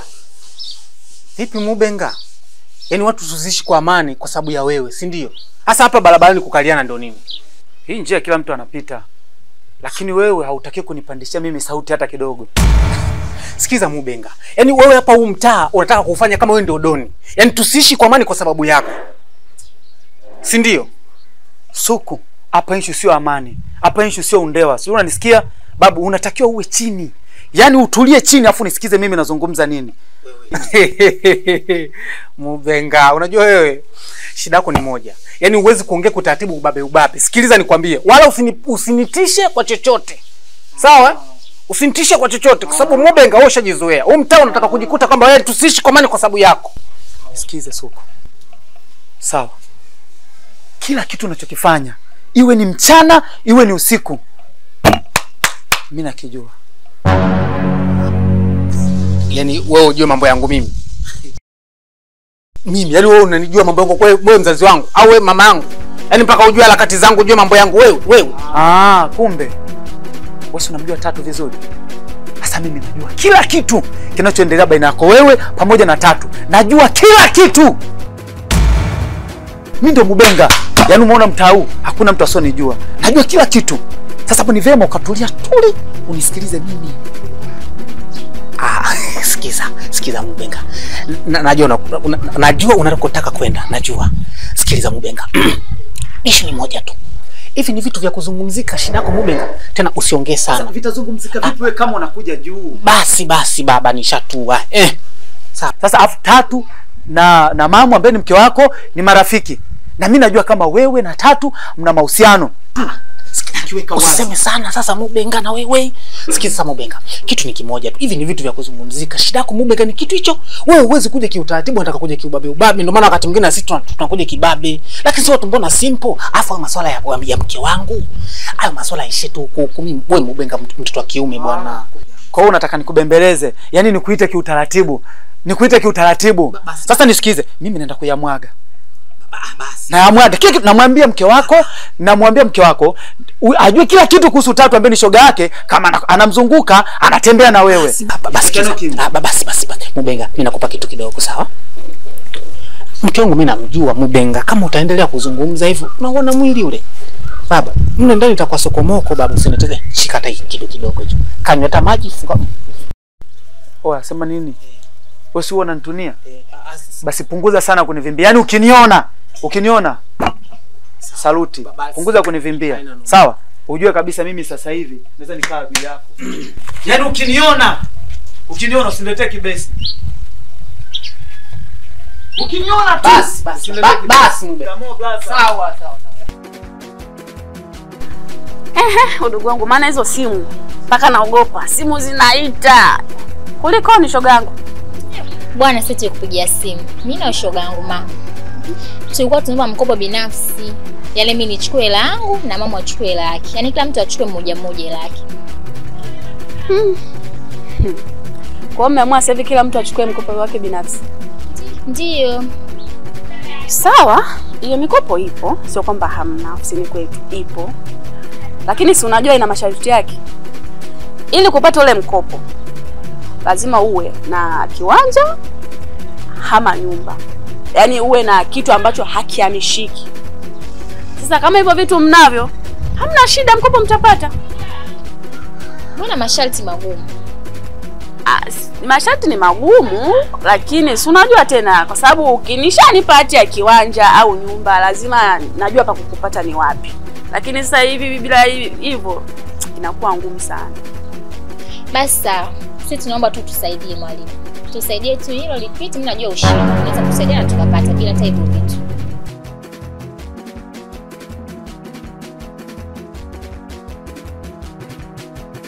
Muangalie dada naye. Tako kubwa, akili hata ana mule kichwani. Kia Mungu. Sasa ndo kuvaa gani? Shoga yangu. Yule dada kuvaa vile kitu gani? Hana hata aibu. Mchana wote kuvaa kinguo kama kile jamani. Hivi mbona dada siku hizo anajiendekeza hivyo? Hivi kabisa umetoka nyumbani kwako mtu mzima kama yule katoka tu nyumbani kwake kavaa kinguo kama kile jamani kweli? Mtu mzima yule. Shoga yangu. Ile tako la pake kweli au ndo matoko yetu ya kisasa? Shoga yangu midawa ile. Tako lake lito wapi? Mbona mluganzila? Mimi nasikiaga unajua sio mwanzo sio nakuongeza makali sio na nini. Kumbe ndo vile. Ndio vile shoga yangu. Umejishuhudia mwenyewe kwa macho yako. Tabii na shoga yangu kaongeza. Anga shoga yangu hata sitaki mimi. Nilikuwa nalo linanitosha. Unalitamani ila tunajua.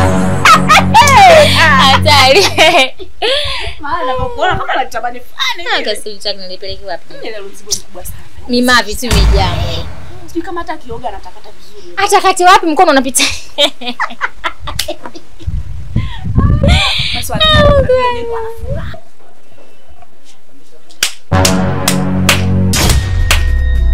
Kama kawaida yenu, vimama vya uswazi, hamnaga kazi za kufanya nyinyi. Ni fyekete tu kuchunguza watu, kuangalia maisha ya mtu. Haya mimi matako yangu nyinyi anawahusu nini? Eti yo kavaa kigauni kifupi, sijui tako la Mchina. Ina maana saa hizi kila mwanamke mwenye matako ni ya Mchina. Hivi nyinyi mnajielewa timamu kweli? Kama nyinyi mnaona matako ya Mchina hapa haya kwangu, kwa nini na nyinyi msiende kuyaweka kama ya kwangu? Haya, mnasema amevaa kigauni kifupi. Kigauni kifupi mlitaka mvae nyinyi. Haya, na nyinyi mnaovaa madera mna nini? Wakati nyinyi ndo wazinifu malaya wa mtaa, mnajistiri ndo mnaenda kushinda magesti huko. Alafu waume zenu wanajua mpo nyumbani. Kisa mnasingizia mavazi, si ndivyo? Kione kinacho macho fyoko, makavu huoni hata haya. Wamama watu wazima, hamna kazi za kufanya nyinyi. Wanapita watu wangapi hapa mnawajadili? Hata kula mmekula kweli hapo mlipo? Nguo za ndani mmevaa kweli au ndo mmechukua kijola mmejichomeka ndani mkae kibarazani kupiga umbea? Hata vyombo hamjaosha, waangalie mijiso yao. Dada, unaona hata aibu, sio koto. Nani dada yako? Taratibu. Sawa taratibu, ongea kwa pose upo dada. Usione nimekaa kimya kwa fikiri na kuogopa na umetaka kufushila mavi, unanisikia Dada mtu mzima lakini unashindwa kujiheshimu. Yaani matako tu ndio unalingia nayo lakini akili mkichoni hata hamna. Eti vyombo tujaosha na kuhusu. Vyombo hivyo natumia mimi natumia wewe. Unataa haya. Chefu. Lakini hata hivyo ndugu wetu umezidi. Wewe ni mtu mzima hapo alivaa kuvaa kiguo kama hicho. Watoto wako wanajifunza nini? Hata kama ndio hivyo wadada mjini wanavaa uchi lakini sio hivyo shoga yangu. Jiangalie mwenyewe na kinguo ulichokivaa unatutia aibu na wenzio. Au sio shoga yangu? Lazima tuseme kwa hicho ulichokivaa. Hivi kweli? Hivi mimi naye niambie niongozane na mimi nitongozana nao ulivyovaa hivyo kweli jamani? Yaani wanawake sisi tutafika mbinguni tumechoka. Hivi kwa staili hii kwa naona umbile langu linawatesa. Haya sasa hilo hapo jiangalieni vizuri ili mlidiscuss vizuri. Wakati mimi Mungu ananiumba nyinyi mlikuwa wapi? Hamnenepi kwa sababu mna roho mbaya. Kazi yenu nyinyi ni kukaa kufuatilia maisha ya watu. Kuangalia huyu anapita nani, huyu amekula nini, huyu amevaa nini, inahusu nini? Ya kwenu ndani na wanaume zenu yanawashinda. Kazi tu kujadili mambo ya watu. Ongeeni kama mlivyokuwa mnaongea au mlizani sijawasikia. Yaani mtu mmekaa fia. Ongeeni nimesogea. Kama nyinyi wanawake kweli, ongeeni sasa niwasikie. Eti watu wazima, mtu mzima hiyo mimi nimekuzaa wewe? Au mimi mtu mzima natembea na babako mzazi mpaka uniite mimi mtu mzima? Tena ukome kuniita mtu mzima. Umenielewa mbwa wewe? Yaani kazi tu mmekaa. Nyinyi hamna kazi, ni watafutieni kazi basi. Kao gani basi twendeni babani tukatembee, mnaweza mkapata hata hela. Sio kukaa tu kuongea. Vipi? Nyumbani kwangu saizi. Jamani, kwa hapa ndo mmeona sehemu ya kuja kufanyia vikao vyenu, si ndio? Yaani mimi namtafuta mke wangu, afu nyinyi ndo jamani. 3. Vipi nyumbani kwangu? Saizi. Kwa hamna vitu vya kufanya huko kwenu? Si ndio? Au nyinyi mnajua labda mke wangu alipo nyinyi? Na wauliza nyinyi mnajua alipo? Sasa mimi usikute mimi nahangaika kumtafuta afu kumbe nyinyi mnajua alipo mke wangu. Bwana sikiliza. Huyo mke wako mwenyewe sisi toka siku tuenda kumuona mgonjwa. Hatujana naye tena mpaka leo. Kwa hata hatujui uko wapi. Kwa ndo mmeona papa kuja kufanya vikao. Kama hamjui alikoenda, kwa nini mje mkae hapa? Afisa mikopo. Jamani, mpaka wewe. Kwangu saizi. Kipindi kile mke wangu yupo hapa juzi tu hapa umetoka kugomana naye mikopo hiyo. Afu leo umekuja kama mtu. Haya, kwanza sasa hivi 3, naomba kusanya watu wako, siwataki kuwaona katika eneo langu. Naombeni muondoke. 3. Jamani, niongelee nini labda mnielewe. Jamani. Kwangu ndo mmeona pakuja kuongelea. Pumbavu kabisa. Na huyu mwanamke huyu.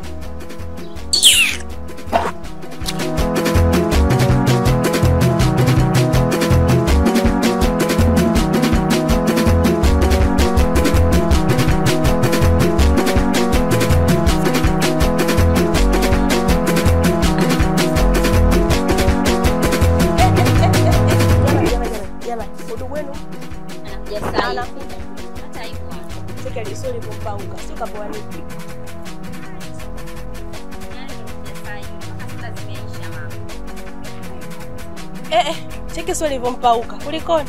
Umepoa? Kama maji ya mtungi, atueleze.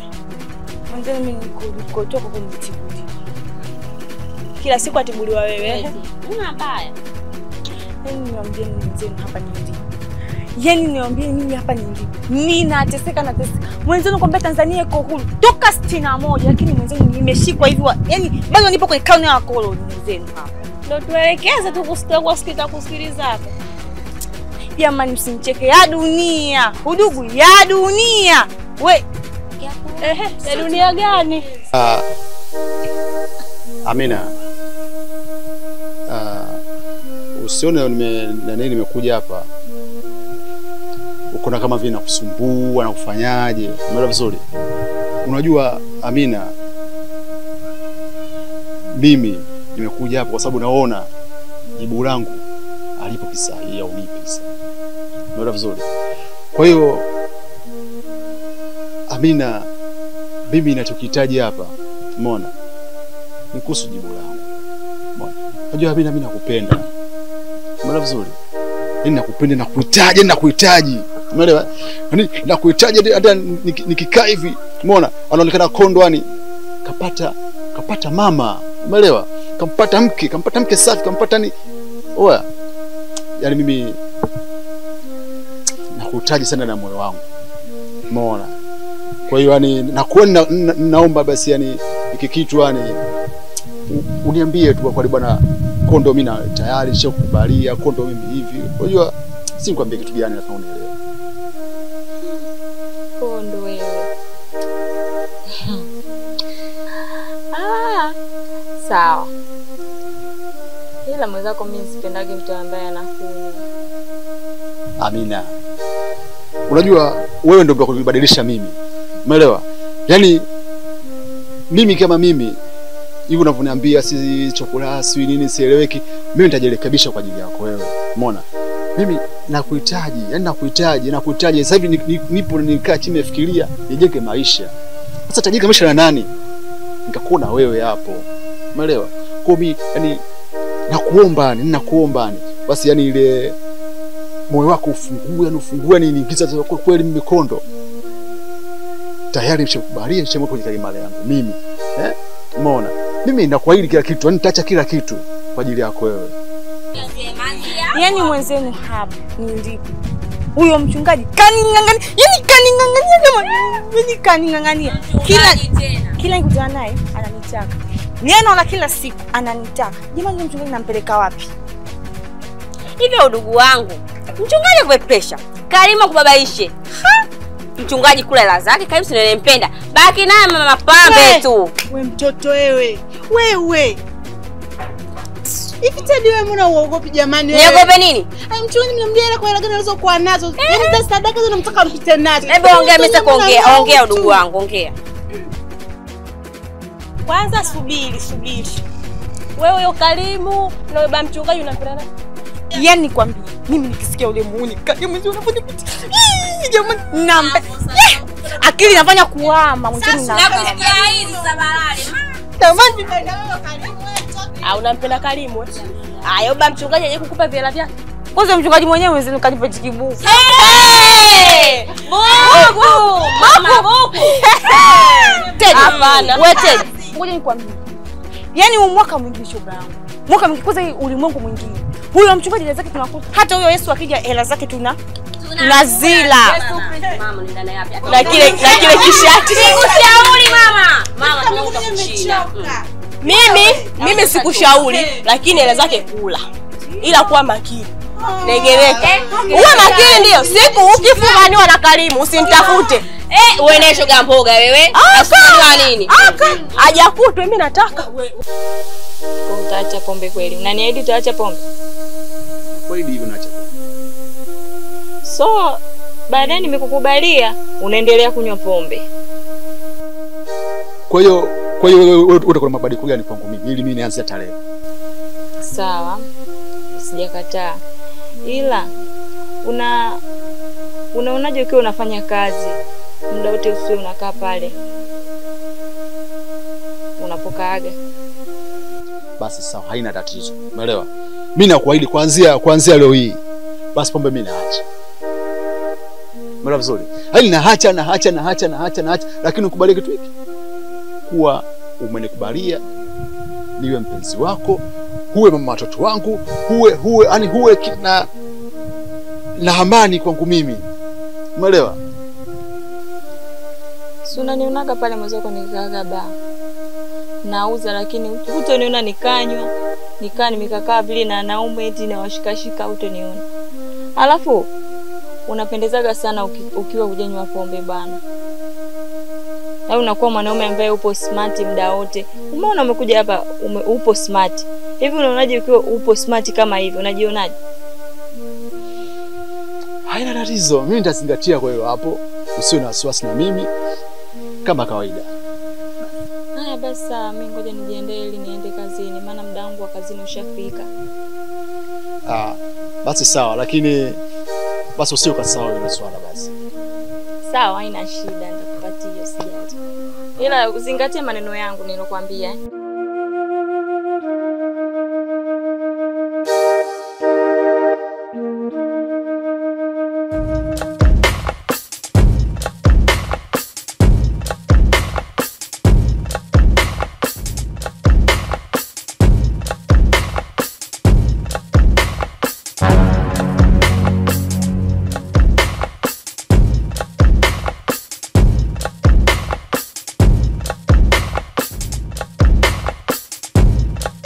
Mubenga. Tena ni bora tumekutana. Kwa sababu nimepigiwa simu kwamba wewe ndio umeiba simu ya 3. Unaona washikaji hapa. Huyu mshikaji muona mali mshenzi huyu mshikaji. Alafu katika siku ambazo nimevurugwa ni leo. Huyu mshikaji mimi na mind kinyama huyu. Sikuelewi unajua bwana mdogo. Wasimi sikuelewi shangani unanichanganya unaponiambia simu. Alafu unaita bwana mdogo. Unachukuliaje? Na wewe acha kuingilia ugomvi ambao hujui. Sikiza Mubenga, wewe ndio umeiba hiyo simu. Kataa usikatai. Oya babu. Yaani ukisikia maji yameloa, leo ndo maji yameloa. Alafu mimi ndo ilichafu, uweze kunichafua wewe. Mimi nimeiba simu ya 3 mimi.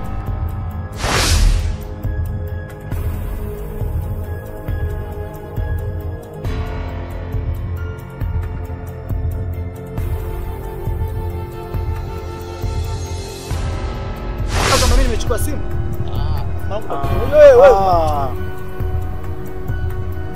kakuibia simu? Huyu ndo ameiba simu ya 3. Yaani hajaniibia mimi, huyu ndo ameiba simu ya 3. Basi nimekumbuka. Kuna siku moja amekuja kazini kwangu. Demu wangu ametoka kutoka hata sekunde hazijaisha. Nikashtuliwa na yeye. Na kuja kumhudumia nageuka. Tena alikuwa anataka juisi tu. Na kuja kugeuka simu yangu haipo. Tula. Tantalila au tantalila kuongeongea. Yaani ile topotopo ile ndio tufajilia alafu nisikia. Si wewe bisho, wewe. Mimi nimekuibia simu. Kwa hiyo mimi nikija dukani pata niko. Kwanza siku nimechukua nini pale dukani? Wewe umeiba. Kwa sababu ya nini? Demu wangu nimemtafuta. Namuuliza, "Oa, simu yangu pale ulivyotoka umetoka nayo?" Na tuliambizana kuwa nitakushtua. Simu uliiba wewe. Afu babu, oa nisikize. Usiniletee mazoea. Oa, Edo. Mimi kwanza ni mwamba ujue. Oya wanangu, umeona huyu? Oa, Simba tutakuja kukuharibia uje dukani pale. Tutakuja kukuchafulia pale dukani, hautaamini babu. Oa. Takuchanganya bwana mdogo. Yaani mimi sasa data akili yani sifuri upepo yani sielewi mwanangu. Wewe bisho. Kwanza kwa nitakufokola hapo uondoke una kitu ba mdogo umesikia? Afu na wewe. Oya, sikiza boy. Oya, tena msipende msimchanganye mnajua. Msichukulie kinyonge mnasikia? Sikiza Mubeka. Hiyo tabia sisi tunajua unayo. Tena oya, usinipandishie kibezi na wewe. Msinichukulie mnyonge mmekunywa vibangi vyenu, mmekula vibangi vyenu. Oya, mimi mwenyewe nishakunywa bia zangu zimepanda kwenye mikono kuna dada yetu. Oya, bia nishakunywa zishaenda miguuni. Mnanijua mimi? Kuna sikiza Mubeka. Oya, tena na wewe msinizoe. Wewe unasemaje? Wewe unasemaje? Wewe unatakaje? Wewe unatakaje kwa mfano?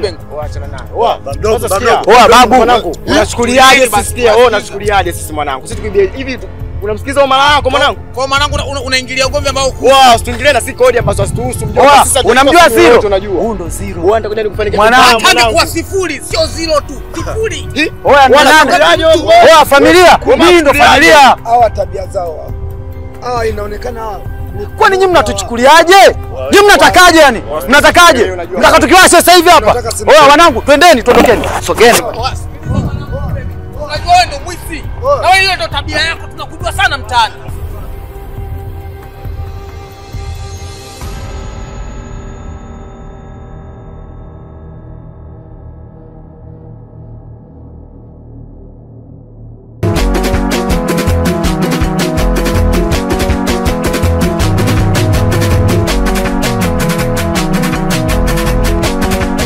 Wae, ni nani? Sema hapo kwenye mwanangu, hapo kwenye umezingua mwanangu. Mchumba anakuja afu hata salamu hajatoa ujue.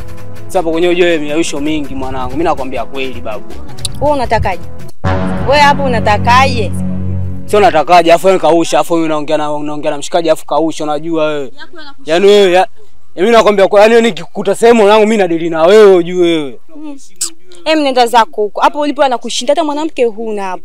Ushaniletea shoga yako nikamkataa. Kausha babu, kausha. Wewe unazingua. Sasa mwanangu mimi baridi. Mimi navunga. Haina noma mwanangu. Mtulia mwanangu. Mwacheni ni nani enjoy. Mwache mwanangu. Alafu dakika za mwisho sisi tuna stress hapo mwanangu. Si mwenyewe tuna mambo mengi, ushavuruga unajua dakika za mwisho. Kwa hiyo kama tumepoa kila mtu ana raha yake babu, kila mtu ana raha yake. Mimi mwenyewe nimetulia hapa na nyonga zangu ile kibosi, sijamdiscuss mtu au sio. Kwa naye kaza basi babu.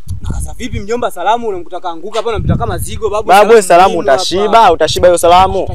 Domo zege bana chenai. Wewe mwache mwanetu enjoy. Wewe mwache nene enjoy. Oya nene kodi. Oa baridi. Unajua mchizi kabisa pale baridi. Nitakichafua mwenyewe si mnanijua. Enjoy mwanangu. Oa nitakichafua. Unajua sisi tumevuruga tulipotoka shikaji tumekutana pale tuwashao eti suku na familia. Babu, mtu atuingilia kwenye kazi zetu eti tumeiba simu. Wewe ndo maana niko mbali ujue mwanangu kwani dana. Sila mwanangu kwani na sila wanangu. Shoga yangu. Acha kuniambia kama unakuja huku. Jamani sasa hivi. Mambo? Mzima. Fresh. Kama kawaida. Poa. Shem mambo. Poa kama kawa. Fresh mzima. Wewe hapa ni comment. Hapo kwanza sasa hivi. Sasa kama tena toa dogo. Udugu. Fresh uko poa? Mambo yanaenda? Na kuona udugu. Hata kuagana? Samahani. Shoga zangu baadaye. Nakuja huko.